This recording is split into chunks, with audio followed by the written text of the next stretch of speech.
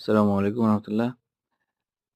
আমার পরিবার একটি ইসলামিক বই মুসলিম প্যারেন্টিং নামে একটা বই কিনেছে বইমেলা থেকে। তো এটাকে আমি গুগলে সার্চ দিয়ে দেখলাম। এরপরে রকমারি রিকমেন্ড করেছে। রকমারি থেকে নামটা আসছে। নাম আসার পরে ডক্টর মোহাম্মদ আব্দুল বারী উম রাইটার।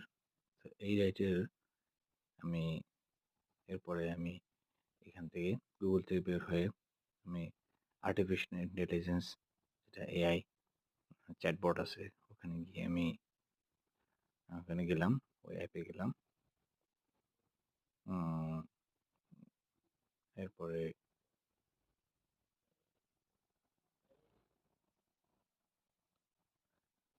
ধীরে আমি অ্যাপে এখনো যাইনি।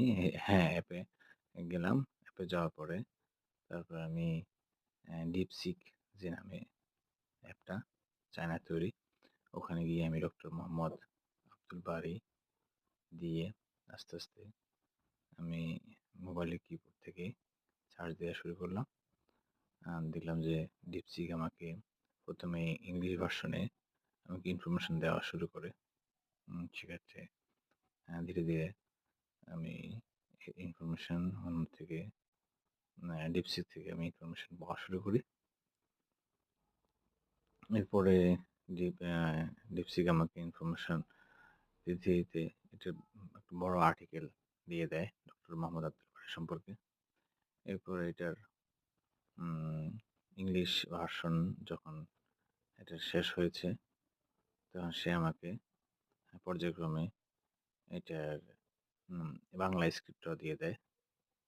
যা বাংলা স্ক্রিপ্টে আমাকে দেখতে পাচ্ছেন যে একবার সুন্দর করে এই বাংলা স্ক্রিপ্টের একটা আর্টিকেল আকারে চলে আসে, যেটা ওনার জন্ম থেকে শুরু করে যখন থেকে ওনার শিক্ষাগত জীবন শুরু, তারপরে উনি কৃষি ভূমিকা রেখেছেন, কোন অর্গানাইজেশনের সাথে সংযুক্ত ছিলেন, তারপরে উনি লেখক এবং চিন্তাবিদ হিসেবে কি বই ওনার উনি লিখেছেন, তারপরে পুরস্কার, স্বীকৃতি, বিতর্ক, সমালোচনা এসব বিষয়ে আম আসছে। বর্তমান কার্যক্রম ওনার কি, সেসব বিষয়ে DeepSeek আমাকে বিস্তারিত একটা ইনফরমেশন দেয়, যা আমার কাছে খুব ভালো লেগেছে।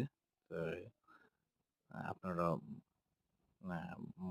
মোহাম্মদ ডক্টর মোহাম্মদ আব্দুল বারীর বইটা রিকমেন্ডেশন আমি দিয়ে রাখলাম, আপনারা পরে দেখতে পারেন মুসলিম প্যারেন্টিং হিসেবে।